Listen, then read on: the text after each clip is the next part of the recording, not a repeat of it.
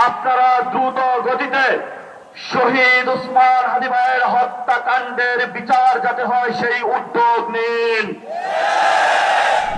আমরা তোমাদের চোখে আঙ্গুল দিয়ে দেখিয়েছি আমরাই বাংলাদেশে গণতন্ত্র চাই, তোমরা যাও ভোট ডাকাতি করতে। আমরা আল্লাহর কাছে শুকরিয়া জানাচ্ছি যে আল্লাহ তাআলা জনগণের সামনে যারা ভোট ডাকাত তাদেরকে উন্মোচন করতে আমরা সক্ষম হয়েছি। বাংলাদেশে ওরা শুধু ভোট চুরি করে নাই, ডাকাতি করেছে। আমাদের সুস্পষ্ট অনেকগুলো দাবি রয়েছে।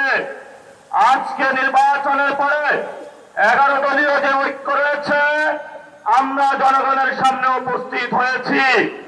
আমরা প্রথমত বলতে চাই, পার্লামেন্টে যে ভোট ডাকাতরা গিয়েছে, জনগণের সামনে আমরা বিরোধী দল হিসাবে হাজির হয়েছি। আমরা রাজপথে থাকবো, কড়ায় গন্ডায় ইঞ্চি ইঞ্চি করে জনগণের উপরে যারা ভোটার ইঞ্জিনিয়ারিং করেছে, ভোট ডাকাতি করেছে, নতুন ভাবে জুলুম চাপিয়ে দেওয়ার চেষ্টা করছে, আমরা তাদের কাছ থেকে বুঝে নেব ইনশাআল্লাহ।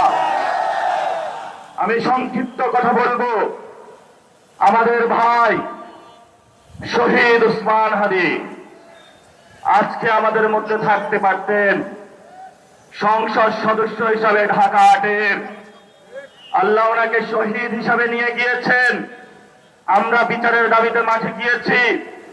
আজকেই যেহেতু বিরোধী দলীয় যাত্রা হচ্ছে এই বায়তুল মোকাররম থেকে, আমি সরকারের কাছে আহ্বান জানাবো, দেশের কাছে আহ্বান জানাবো, প্রশাসনের কাছে আহ্বান জানাবো, আপনারা দ্রুত গতিতে শহীদ উসমান হাদি ভাইয়ের হত্যাকাণ্ডের বিচার যাতে হয় সেই উদ্যোগ নিন। আমাদেরকে এতদিন বলা হয়েছে বিচার এবং নির্বাচন মুখোমুখি দাঁড় করাবেন না। আমরা মরিয়া প্রমাণ করিলাম যে আমরা নির্বাচন বিরোধী নই। এখন সময় এসেছে শহীদ উসমান হাদি ভাইয়ের হত্যাকাণ্ডের বিচার করতে হবে। তৎকালীন সময়ে সংস্কারের নিয়ে বলা হয়েছিল, সংস্কার এবং নির্বাচন বিরোধী করার চেষ্টা চালানো হয়েছিল, ট্যাগ দেওয়া হয়েছিল, ওরা নির্বাচন চায় না। আমরা তোমাদের চোখে আঙ্গুল দিয়ে দেখিয়েছি আমরাই বাংলাদেশে গণতন্ত্র চাই, তোমরা যাও ভোট ডাকাতি করতে। এখন সময় এসেছে, কোন 9-6 চলবে না। সংস্কারে জনগণে যে হাতে ম্যান্ডেট দিয়েছে, দ্রুত বাস্তবায়ন করতে হবে। সাথে সাথে বাংলাদেশে সন্ত্রাস, চাঁদাবাজি, দখলদারিত্ব বন্ধ করার উদ্যোগ নিতে হবে।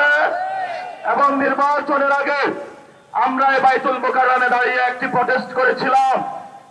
ভোট ডাকাতির জন্য আমাদের জামাত ইসলামের এক ভাইকে খুন করা হয়েছিল। আমরা বলেছিলাম আমরা আবার আসবো, দ্বিগুণ হয়ে আসবো, এসেছে দ্বিগুণ হয়ে। আমাদের ভাইয়ের হত্যার বিচার বুঝে নিতে হবে।